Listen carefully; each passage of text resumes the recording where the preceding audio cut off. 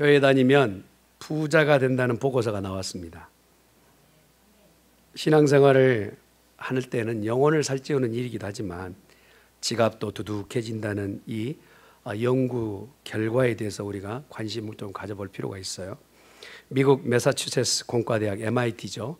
에서 경제학부의 조나선 그루버라고 하는 팀이 이걸 연구를 했습니다. 예배 출석률이 지금 예배보다 2배 정도 증가되면 가계 소득이 9.1% 올라간다는 거예요. 아멘.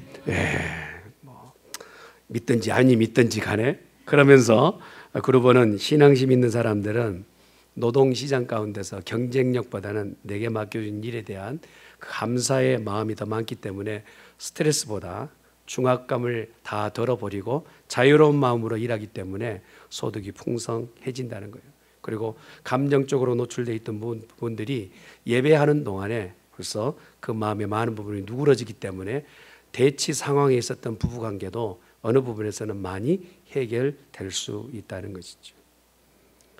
그리고 예배 참석 빈도가 높은 사람들은 거반 학력 수준이 높든지 소득이 높든지, 그리고 이제 가정을 더 살피는 사람이 더 예배에 참석하였다라는 결과가 나왔어요.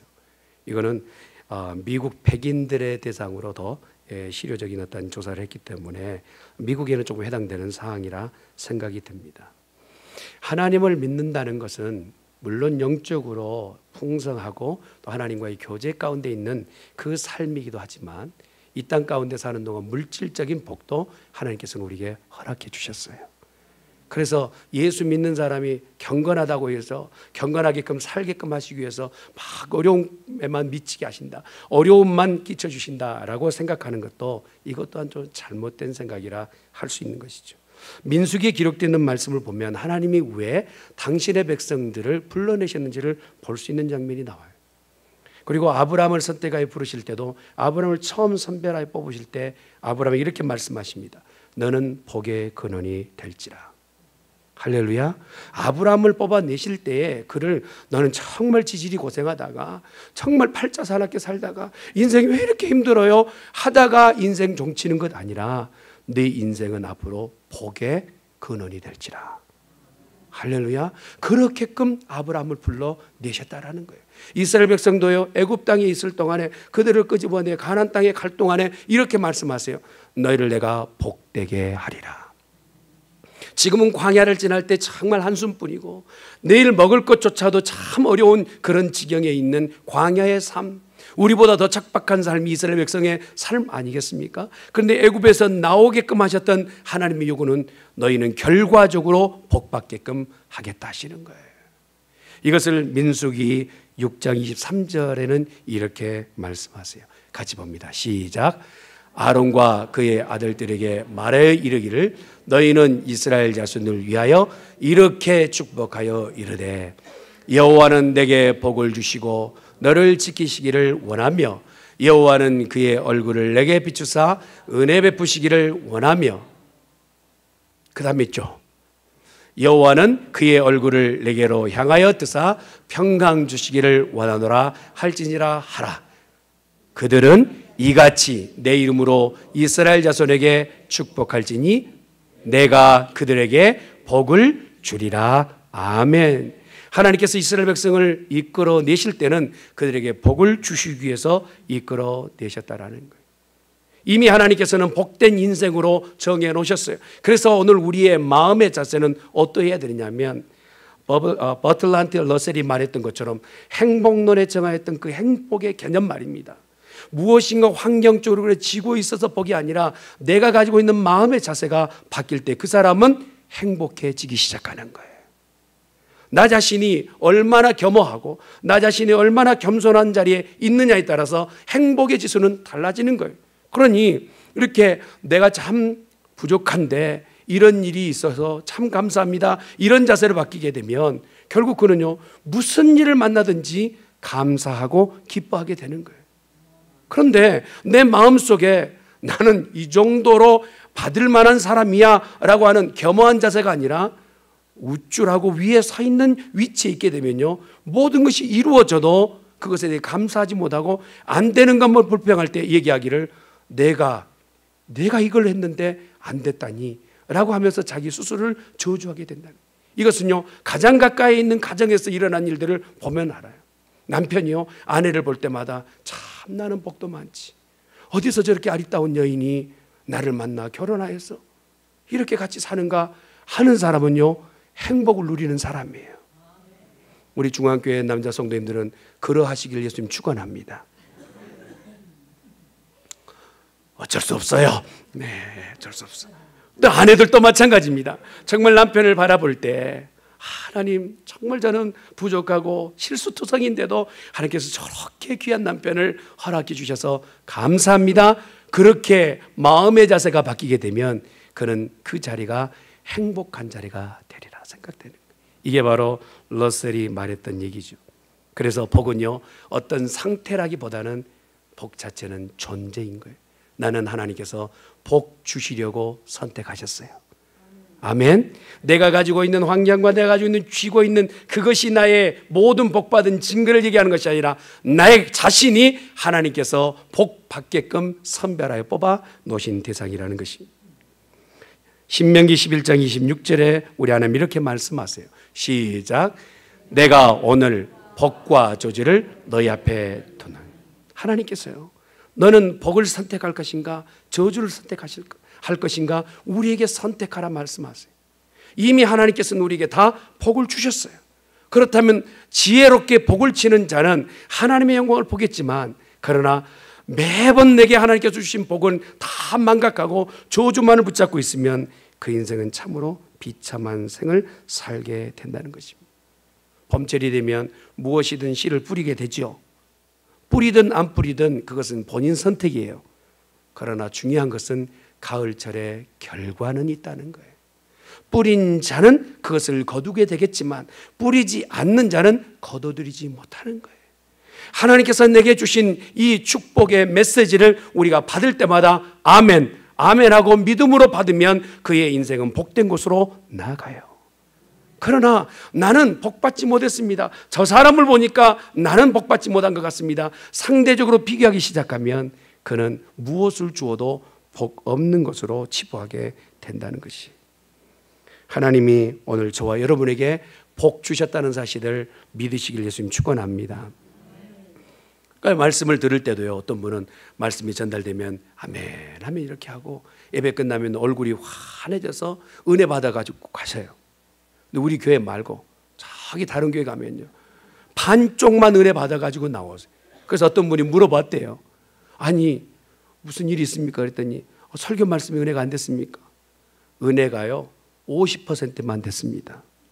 아니 다른 분들은 은혜 받으셨는데요. 제가 들어보니까 이 말씀은 아닌 것 같고 이 말씀은 아닌 것 같고 다 가려 듣다 보니까 건져낸 것은 50%밖에 아닙니다. 여러분 이걸 어떻게 비유할 수 있을까요? 밥상을 차려놓았는데 내 입맛에 맞는 것만 골라 먹기 시작하면 그 사람은 건강을 유지하기 어렵습니다. 하나님께서 무엇인가 말씀을 주셨을 때 저 말씀은 내게 주신 것으로 복으로 받으면 나는 이미 복 있는 사람이기에 그것으로 영적인 영향을 공급받게 될 줄 믿습니다. 오늘 주신 말씀을 보니까 말씀을 삼가 지키라 말씀하세요. 여기서 삼가 지키라는 의미는 어떤 의미냐면 혹시라도 날아갈세라, 혹시라도 놓칠세라, 그것을 꼭 붙잡고 있는 상태를 말하고 있는 거예요. 그걸 무엇을 그렇게 꼭 붙잡고 있으라고 말씀하십니까? 하나님의 말씀이에요. 복 있는 사람은 하나님의 말씀을 붙잡는 자가 복 있는 줄 믿습니다.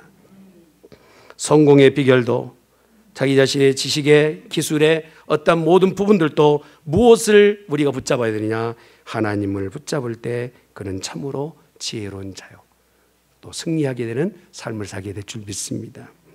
교제를 하다 보면요 저 사람이 정말 내게 집중하는 사람인지 아닌지를 금방 알 수 있어요. 대화를 하다 보면 이렇게 아이 컨택이 돼가지고 계속 말을 들어주는 사람이 있으면요 다음에 그 사람을 만나도 또 만나고 싶어요. 예, 감사합니다. 그렇죠. 그런데 말을 하는데 아이 컨택이 안 되고 그냥 순간순간 헛눈을 팔든지 다른 데다가 집중하는 사람은요 뭘 그렇게 맛있는 거 줘도 다시 만나고 싶지가 않아요. 근데 이렇게 집중하고 삶과 무엇인가 마음을 조아리는 대표적 인물이요, 우리나라에서는 한경직 목사님이세요. 한경직 목사님은 아주 사람들을 어떻게 같이 만나서 얘기하냐면, 말씀 서로 얘기를 나눌 때 항상 그랬대요. 아, 그래요? 그렇군요. 그게 맞습니다. 이렇게 인사를 했대요. 한번 따라합시다. 아, 그래요? 그게 맞는 말인 것 같습니다. 할렐루야. 진짜 잘난 사람은 에이, 그거 아니요, 뭔 소리요, 이렇게 얘기를 해요. 그런데 두 번 다시 만나고 싶지가 않아요. 하나님은요, 오늘 저와 여러분에게 집중할 것을 기대하세요. 그리고 우리의 마음의 문을 활짝 열고, 아, 그래요, 그게 맞는 말씀이에요, 아멘입니다, 내 인생의 아멘으로 받아들입니다 하는 자에게 하나님은 은혜를 공급해 주실 줄 믿습니다. 이 사람이 복 있는 사람이란 말입니다. 말도 안 돼, 택도 없어, 아이고 그런 일이 어떻게 일어나 라고 사람의 관계 가운데서도 그것을 컨택하지 못하면 결국 그에게는 복이 흘러가지 않은 것처럼 오늘 우리의 신앙에도 마찬가지예요. 복 있는 사람으로 이미 지명하여 불렀음에도 불구하고 오늘 우리의 삶이요, 지금 무엇인가 문제가 되고 꼬이고 얽혀 있다면 우리 자신을 한번 다시 보아야 돼요. 말씀 듣는 때 내 태도는 어떠한지, 말씀 들을 때 내 자세는 어떠한지. 그래서요, 철학자들이나 이 심리학자들이 얘기할 때요, 가장 문제를 해결할 수 있는 유일한 방법은 attitude이라고, 자세가 바뀌어야 그 사람의 인생이 바뀐다는 거예요. 하나님의 말씀을 들으려고 하는 그 자세가 바뀔 때 우리는 복의 길로 나아가게 될 줄 믿습니다. 제가요, 그 나이를 바라볼 때 정말 책상 앞에 있을 때 정말 공부 열심히 한 줄 알고, 공부를 정말 열심히 한 줄 알고 뒤에 몰래 가서 컴퓨터를 하는 것을 보았더니 참 자기 나름대로 뭔가 열심히 하고 있더라고요. 그런데 걱정이 되는 게 뭐냐면, 컴퓨터를 하도 오래 하다 보니까 이게 이 어깨가 이렇게 기울었어요. 어깨가 기울었더라고요. 그래서 제가 하루는 불러서 얘기했어요. 아들아, 지금 자세를 바꾸지 않으면 나중에 수술해도 못 바꾼다. 지금 자세를 바꿔라 라고 얘기했거든요. 사랑하는 성도 여러분, 말씀이 내게 전달될 때 여러분의 심령을 다시 한번 바르게 말씀을 받아들이기를 예수님의 이름으로 축원합니다. 내 이성이 하나님의 말씀을 제어한다든지, 내가 가지고 있었던 습관과 내가 경험했던 것이 하나님의 말씀 앞에 서고 있다면 여러분, 그건 너무 위험합니다. 내가 가지고 있던 경험조차도, 내가 가지고 있었던 이성적 판단조차도 하나님의 말씀 앞에 내려놓는 지혜가 지금 필요한 줄 믿습니다. 내가 아무리 지혜롭다 할지라도요, 여러분 내 속을 들여다볼 수 있습니까? 여러분 지금 심장이 어떻게 벌렁거리고 있나요? 여러분 허파가 어떻게 움직이고 있나요? 내 속에 있는 것조차도 내가 들여다보지 못하는 이 한계를 갖고 있는 우리들이 하나님의 뜻을 어떻게 할 수 있겠어요? 그러니 주시는 말씀이라면 내가 이해되지 않는다 할지라도 아멘하는 지혜가 있어져야 될 줄 믿습니다. 그래서요, F.B. 메이어 박사님은 이런 얘기를 했어요. 신앙관이 어떨 때 가장 올바르냐 하면, 내 모든 생각을 버리고 내 마음의 충동을 하나님께 향할 때 그때야 비로소 옳은 신앙이 된다라는 거예요. 내가 가지고 있는 생활의 습관, 내가 가지고 있는 모든 생각들을 다 버려두고 하나님을 향할 때 그때야 진짜 믿음 생활을 하게 되는 거예요. 아멘. 여러분, 이게 쉽지가 않아요. 어느 때는 하나님께서요, 나는 가기 싫은데 가라 할 때가 있고요, 가고 싶은데 사라 할 때가 있고요, 그곳에 모이기를 원하는데 가지 말라 하실 때가 있어요. 그럴 때는 굉장히 고민되고 내 마음에 주저될 때가 있어요. 하나님, 나도 먹고는 살아야 될 거 아닙니까? 하나님도 하시지 않습니까? 그러면서 기도를 이렇게 해요. 바꿔놓고 입장 바꿔놓고 생각해 보라고 얘기해요. 그러나요, 하나님 우리보다 더 큰 대안을 가지고 계신 줄 믿습니다. 여러분, 이런 얘기에 대한 드라마틱한 이야기가 있어요. 1924년 파리 올림픽에 있었던 얘기입니다. 여러분 잘 아는 에릭 리델에 대한 얘기입니다. 이 사람은 영국이 키워낸 아주 대표적인 단거리 선수 아닙니까? 100m는 가장 빨리 달리는 그런 선수였어요. 당시에 세계 주목은 에릭 리델에게 있었습니다. 이번에는 얼마나 빨리 달릴 것인가, 인간의 그 한계치를 뛰어넘을 것인가, 이러한 관점이 있었어요. 그런데 7월 14일 날 경기, 월요일 날 있기로 했었는데 13일 주일로 갑자기 옮기게 됐는데, 프랑스 혁명 기념일이라 해서 프랑스에서 안 되겠습니다. 날짜를 바꿔야 되겠습니다. 그 전날 경기를 하십시다 했어요. 그러니까 여기까지 왔던 에릭 리델이 정말 다 채비하고 경기에 들어가야 되는데 거기에서 선포를 해요. 나 주일날은 못 뜁니다. 자, 이렇게 하니까요, 모든 사람, 우리 교회 성도들 정도가 되면 난 주일이니까 안 합니다. 그러면 여러분 어떻게 하시나요? 아멘 그러시겠죠? 벌써 분분해졌어요. 그런데 당시에 온갖 매스컴은 에릭 리델에게 아주 날카롭게 난도질을 합니다. 지가 잘나면 얼마나 잘났고 신앙생활은 얼마나 신앙생활을 잘한다고 이렇게 거부하는 것으로 자기가 스타 되기를 원한다 하는 이러한 매스컴의 빈축을 사기에 충분한 일. 그러면서 에릭 리델은 정말 하나님 앞에 기도하면서 하나님 어떻게 해야 됩니까? 하고 기도를 했더니 200m, 400m를 뛰라고 얘기하십니다. 여러분 단거리 선수가 장거리 뛴다는 건 참 어렵지요. 그런데 200m에서는 동메달, 400m에서는 금메달을 땄어요. 할렐루야.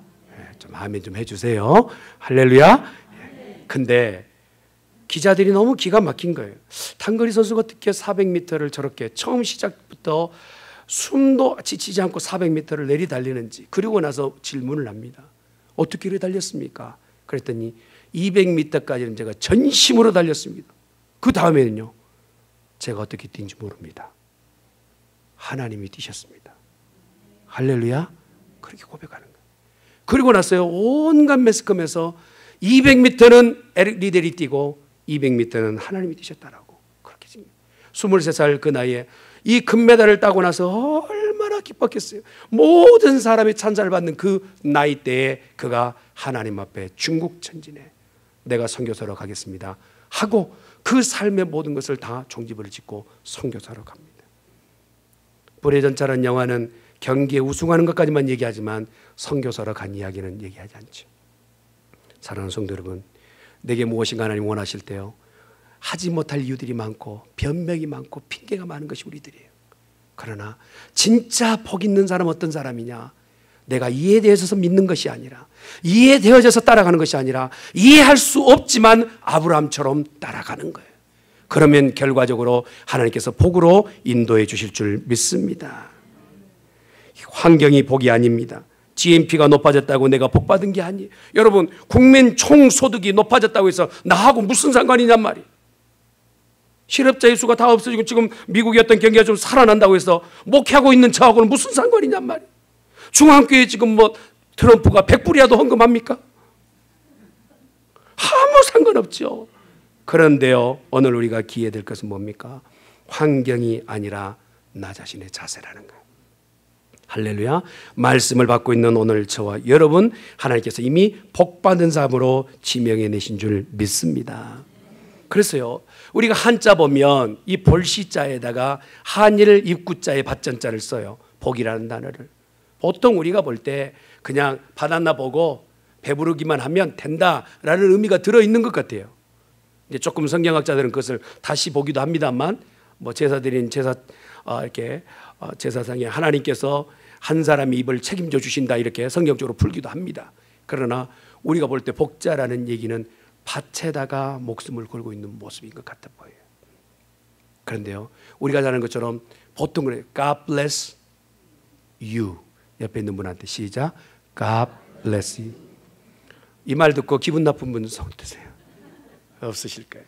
그런데 여러분 아세요? 이 bless라고 하는 어원은 bleed라는 것. bleed에 더 의미에 깊이 들어가면 blood라는 거 아세요? 누군가가 피를 흘려 값을 지불하신 거예요. 그게 내게 복이 된 거예요. 내 삶에 지금 기쁨이 된 이유는, 내가 지금 만족하고 감사하는 이유는 누군가가 나를 위해 값을 지불해 주셨기 때문에 그렇다라는, 너무나도 쉽게 우리에게는 인사말이 되어버린 God bless you라고 하는 것은 하나님이 당신을 위해 피 흘려 주셨습니다. 이게 복이라는 거예요. 아멘. 성경에 기록되어 있는 이 말씀대로 우리가 하나님의 말씀을 바로 듣는 복된 성도가 되어지시길 예수님 축원합니다. 그래서요, 이 복받은 사람은 가는 곳곳마다 복인 거예요. 여러분, 기차는요, 기차에 레일로만 가야 돼요. 그렇죠. 비행기는 비행기의 그 항로로만 다녀야 돼요. 다 길이 있습니다. 심지어는 작은요, 이 세항지도요, 가는 길만 가요. 그래 쥐잡기가 힘든 거예요. 힘들어요. 그런데요, 믿음의 사람이 가는 길은요, 하나님이 준비하신 말씀이 토대가 되는 길이에요. 말씀이 토대가 되는. 주의 말씀은 내 발의 길이요 내 발의 등불이다 하신 그 말씀처럼 내가 어느 곳에 가든지 주가 펼쳐놓으신 그 대로로 갈 수 있는 복된 성도가 되어져야 될 줄 믿습니다. 요셉이 있었던 그 장소는요, 감옥이었어요. 그런데 뭐라고 얘기합니까? 감옥이 형통하대요. 어떤 사람이 감옥에 갇혔는데 마음 편하게 등 따숩게 누워 잡니까? 요셉은 그렇게 했단 말이에요. 그러면서 얘기합니다. 요셉이 누워있는 자리가 형통한 자리라는 거예요. 왜? 하나님의 말씀에 위배된 삶이 아니라 하나님의 말씀대로 따라가다가 어려움을 당한 거예요. 그러나 이 어려움은요, 잠깐 밥이 끓다가 뜸을 들이는 것처럼 내 인생에 뜸 들이는 시간이지 나를 버려둔 시간이 아니라는 사실이에요. 야곱도 마찬가지 그의 인생에 가장 혹독한 시간들을 지나지만 하나님의 말씀하신 장소를 쫓아갔던 야곱, 다윗도 그러하다가 하나님의 영광을 드러냈지 않습니까? 믿음을 선택한 사람에게 지금은 어려움인 것 같아 보이지만 말씀대로만 따라가면 그 행로는 복인 줄 믿습니다. 청교도인들이 독일에서 영국에서 미국에 올 때요, 그들은요 신앙만을 선택했어요.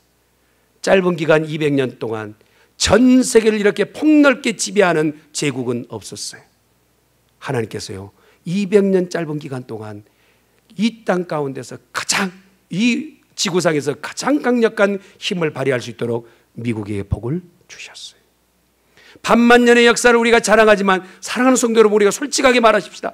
반만년의 역사를 자랑할 만큼 우리가 조상들이 우리에게 물려준 것이 사실 재물의 복이었나요? 아니죠. 2조 500년 동안 늘 다투고 싸웠던 모습만, 그것만 있었던 우리들의 아픈 과거가 있어요. 그런데요, 하나님의 복음을 받기에 100여 년 동안 하나님의 말씀을 받고 나서 우리나라가 변했는데 지금은 너무나도 부강한 나라가 되었음을 하나님 앞에 감사할 수 있기를 바랍니다. 오늘 저와 여러분에게 하나님 말씀하세요. 복은 어떤 것이 복이냐? 말씀을 지키는 것, 말씀을 간직하는 것이, 이것이 복이라 말씀하세요. 그러면 오늘 들려주신 말씀처럼 어떻게 우리가 말씀을 받고 듣느냐? 성경이 하나님의 말씀. 한번 따라합시다. 성경이 하나님의 말씀이다. 사랑하는 성도 여러분, 하나님의 음성 듣기를 원하신 분 오른손 들어주세요. 손 내리시고. 감사합니다. 하나님의 음성 듣기를 원한다. 하나님 말씀 듣기를 원한다. 성경 안에 하나님 말씀이 있습니다. 아멘. 우리 한번 디모데후서 3장 16절 말씀 봅니다. 시작. 모든 성경은 하나님의 감동으로 된 것으로 교훈과 책망과 바르게 함과 의로 교육하기에 유익한. 여러분, 죽은 나무에 주사를 준다 해도 그 나무가 살아날 수 없습니다. 뿌리가 썩기 시작한 나무는 더 이상 소망이 없어요. 우리의 인생이 그래 왔습니다. 그러나 하나님 앞에 오늘 내 인생의 모든 걸 통째로 주 앞에 맡겨드리면 썩었던 뿌리는 다시 한번 뿌리가 내리게 될 것이고 썩어가던 가지는 다시 새싹이 나게 될 줄 믿습니다. 말씀은요, 천지를 만드셨던 하나님의 능력을 대변하는 거예요. 말씀 한마디로 하나님께서는 온 천지를 만드셨어요. 그래서요, 바라쉿 엘로임 핫 샤마임, 제가 방언하는 게 아니라 히브리어입니다. 하나님께서 천지를 창조하시느니라. 그 말씀으로 오늘 저와 여러분에게 들려주세요. 네 인생에 지금 어둡고 캄캄하냐? 네 인생에 빛이 있을지어다. 네 곳 가운데 과실을 얻어낼 것이 없느냐? 과실은 있어질지니라. 우리 하나님 말씀만 하신다면 그 말씀대로 되어질 줄 믿습니다. 베드로 후서 1장 21절 말씀이에요. 시작. 예언은 언제든지 사람의 뜻으로 낸 것이 아니요 오직 성령의 감동하심을 받은 사람들이 하나님께 받아 말한 것임이니라. 이 땅에 있는 모든 책들은요, 사람의 생각과 사람의 말의 집대성이에요. 그러나 유일한 책은요, 하나님의 말씀으로 기록된 책이 있으니 성경입니다. 감사합니다. 하나님의 말씀, 성경이. 이 성경은요 1400년 동안 기록됐어요. 한 책을 기록하는데 1400년의 저자는 40명이나 돼요. 그런데요, 놀랍게도 이 긴 기간 동안 40명의 저자가 한 명도 벗어난 말을 적지 아니하고 하나님은 사랑이시다, 하나님은 구원자이시다, 하나님은 우리의 인생의 주관자이시다 라고 고백하는 내용으로만 흐르고 있다. 그러니 하나님의 말씀인 줄 믿습니다. 또한 성경은 생명의 말씀입니다. 하나님께서 우리 각자에게 생명을 주실 때 인류의 구원이 말씀으로 되어진 것을 보여주셨어요. 듣고 보고 믿는 모든 사람에게 변화의 삶을 허락해 주십니다. 말씀을 볼 때 삶이 변화가 돼요. 여러분, 인도의 성자라고 말하는 썬다싱이요, 자기가 들려줬던 책을 딱 읽다가 이거 참 읽을만해요. 창세기부터 이렇게 읽어보니까 읽을만, 계속 읽었어요. 요한계시록까지 한 줌에 다 읽었어요. 그러고 나서 그가요, 성경 읽고 이렇게 얘기합니다. 나는 성경을 통해서 구주를 알았다. 구주를 알았다. 메시아는요, 여기 있다 저기 있다 할 것이 아니라 생명의 말씀에 기록된 대로 오신 분, 그리고 사신 분, 그리고 이 땅 가운데 십자가에 못 박혀 죽으셨다가 부활하신, 성경대로 오셨다 성경대로 사시고 성경대로 죽으시고 다시 오실 그분만이 메시아인 줄 믿습니다. 성경은 인격을 변화시킵니다. 가정을 변화시킵니다. 사회를 변화시킵니다. 생활을 변화시킵니다. 불량자였던 어거스틴이요, 정말 하락망탕하고 계집질에만 놀아났던 어거스틴이 말씀 한 구절에 그의 삶이 성자로 바뀌게 됩니다. 변화의 저자였던 뉴 웨덜스는 그가요, 하나님이 안 계신 걸 검증하기 위해서 도서관에서 성경책을 뽑아들었습니다. 그런데 그가 성경 읽고 그의 삶 전체가 바뀐, 오 나의 주 나의 하나님이여 하고 영화를 만들었던 게 벤 허입니다. 깡패 청년이었던 그로브 클리블랜드라고 하는 미국의 대통령은, 이 사람 평생 깡패짓만 하다가 성경 한 구절에 뒤집어져서 미국의 대통령이 되었어요. 오늘 우리 소리에 들려진 말씀은요, 우리가 홀대할 말씀이 아닙니다. 내 인생을 바꿀 만한 능력의 말씀인 줄 믿습니다. 펴서 읽을 때 내 삶은 변화될 것이고 내 가정은 변화될 것이고 무엇인가 바뀌는 것을 경험하게 될 줄 믿습니다. 성경은 우리의 모든 삶을 변화시킬 뿐만 아니라 우리에게 영생을 주는 책인 줄 믿습니다. 영의 양식을, 육신은요 밥을 먹어야 사는 것처럼 영은 말씀을 들어야만 살 수 있습니다. 예수님께서 말씀하셨던 것처럼 한번 따라합시다. 사람이 떡으로만 살 것이 아니요 하나님 입에서 나오는 모든 말씀으로 살 것이니라. 아멘. 내 영혼이 살 수 있는 유일한 방법은 말씀이에요. 성경을 내가 들어 읽고 있지 않는데도 내 영혼에 전혀 문제가 없다면 그 사람이 문제인 겁니다. 오늘도 오늘 저와 여러분이 주신 이 말씀을 부여잡고 믿음으로 승리하는 거룩한 백성이 되시기를 예수님 축원합니다. 그래서요, 매해마다 우리 교회가 맥주 감사 주일이면 성경 암송 대회를 하려고 그래요. 제가 광고를 연주했었는데 여러분 가시면 요람에 보면 성경 구절이 있는데 좀 뒤늦기는 했습니다만 한 구절이라도 이렇게 외우실 수 있으면 남은 시간 한 주 동안 외워서 같이 말씀을 외우는 시간이 될 수 있기를 바랍니다. 예, 벌써 눈빛이 달라졌어요. 예. 성경은 신앙생활의 표준이 됩니다. 어떤 사람은요, 인생의 문제를 만났을 때 어떻게 살아야 바르게 사는지, 그래서 그것을 가지고요, 양심대로 살면 됩니다. 목사님, 내 양심이 바르게 살면 그 신앙으로 바르게 사는 겁니다 라고 하는 사람이 있어요. 여러분, 그 양심 너무 믿지 마세요. 정말 그 양심 없을 때가 많아요. 양심이 출장 갈 때도 있고요, 놀러 다닐 때도 있고 그래요. 여러분의 양심 믿을 만한 것 안 돼요. 어떤 분은요, 제가 기도 열심히 하면 되지 않습니까? 기도 또한 여러분 열심히 하지만 내가 원하는 대로 기도하고 있는지, 하나님이 원하고 계시는 쪽으로 기도하고 있는지, 그것조차 분별 못하는 것이 우리의 모습. 신학자에게 한번 물어본다는 거예요. 신학자를 쫓아간들 그가 가지고 있는 것은 하나님이 원하시는 것을 다 알 수는 없어요. 그래서요, 저와 여러분이 정말 바른 길을 찾으려면 하나님의 말씀 앞에 모여들 수 있기를 예수님 축원합니다. 주님, 내가 가는 길이 옳은 길입니까? 그래서요, 신학교에서 보통 이제 졸업 시즌이 되면 이런 말들을 해요.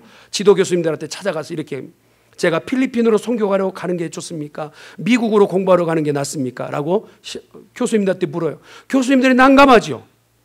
난감하지 않습니까? 필리핀으로 가라 할 수도 없고 미국으로 가라 할 수도 없고 어떻게 말할 수도 없잖아요. 그럴 땐 제가 교수가 아니었지만 옆에서 이렇게 얘기합니다. 가서 서 있는 곳이 하나님 원하시는 곳이야. 중요한 것은 어디에 가 있는 것이 아니라 네가 어떻게 서 있는가가 중요한 거예요. 할렐루야. 하나님이 정말 원하시는 것이 무엇인지를 분별하고 있다면 그가 필리핀은 어떻고 미국이면 어떻습니까? 구두 장사하고 있으면 어떻고 우산 장사를 하고 있으면 어떻습니까? 그가 하나님에게만 포커스에 맞춰 있다면 그는 이미 복받은 사람인 줄 믿습니다. 그러나 하나님이 원하시는 자리에 있지 않냐고 자기에게 복이 아닌 자리에 있다면요, 그가 무슨 우산을 팔아도 그가 무슨 구두를 팔아도요 망하게 돼 있어요. 하나님 원치 않기 때문에 그래요. 그러니 더욱 중요한 것은 하나님이 원하시는 자리에 서 있는 것인 줄 믿습니다. 믿음의 자리에 서는 자는 결국은 복을 받게 되어 있습니다. 우리나라도 마찬가지인 것 같아요. 우리나라가요, 말씀이 전해지자마자 우리나라에 개화가 일어나지 않습니까? 당시에 초대에 정말 말씀을 받았던 대표적 인물들이 이승만 박사, 서재필 박사, 김한란 박사, 백낙준 박사, 김기식 박사, 조만식 박사, 이 정말 주옥 같은 귀한 분들이 말씀으로 그들이 개화되고 하나님의 복음을 알았던 사람, 그런 사람들을 통하여 우리나라가 복으로 입문하게 된 거예요. 대표적인 나라 보세요. 여러분, 영국이라는 나라가 지금이야 신사의 나라지만 우리가 잘 아는 것처럼 서기 597년에는 영국 자체가 완전히 바이킹족, 그 나라 자체가 망해서 일개족 속으로 나눠져 있었던 정말 해적들 아닙니까? 해적들. 그런데요, 이미 마지막 로마의 그레고리 황제가 전도단을 파송해서 거기에다가 복음을 전합니다. 예수 믿어야 사람다운 사람 된다. 한번 따라합시다. 예수 믿어야 사람다운 사람 된다. 할렐루야. 말씀을 들어야 사람이란 말이에요. 사람다운 사람 되는 거예요. 말씀이 없다면요, 육체 덩어리인 겁니다. 그냥 밥만 많이 먹고 잠만 많이 자면 그 인생 행복한 줄 아는 그런 사람으로 낙인닫게 된단 말이에요. 그러나 말씀을 듣는 그 사람은요, 내 안에 하나님의 요구를 듣게 되는 거예요. 바이킹족이었던 이 영국 사람들이 드디어 전도단에 의해서 간다빌이라고 하는 그곳에서 회개운동이 시작하여서 그들이 말씀을 찍어내는 대성공회, 대영 성서공회가 그곳에서 시작됩니다. 말씀이 전파되면 문명이 문이 열려요. 할렐루야. 사랑하는 성도 여러분, 여러분의 인생에 지금 어둡고 캄캄한 곳을 지나간다면 성경을 펴십시오. 그리고 읽으십시오. 그리고 받아들이십시오. 그러면 하나님께서 저와 여러분의 삶을 복되게 하실 줄 믿습니다. 스위스 영토는 손바닥만 하고 작은 산악지역이죠. 그런데도 세계에서 제일 GNP가 높은 나라 아닙니까? 그 나라가 처음 복음을 전할 때 칼빈의 그 복음을 전하였던 그 토대가 되었던 장소가 바로 스위스 지역 아닙니까? 이렇듯 하나님의 말씀을 쥐고 사는 나라와 민족과 개인은 복을 받게 되어 있어요. 그런데 세계 지도를 쫙 펼쳐놓고 한번 보시면 지질에도 못 사는 나라들 보면요, 결국 다른 타 종교를 의지하고 이방신들 앞에 넙죽절하고 성경과는 전혀 상관없는 삶을 사는 민족들이 많아요. 성경이 복입니다. 할렐루야. 내 인생에 이 복을 선택할 수 있기를 주님의 이름으로 축원합니다. 그러면 쥐고 있으면 어떻게 해야 되냐? 한번 따라합시다. 읽읍시다.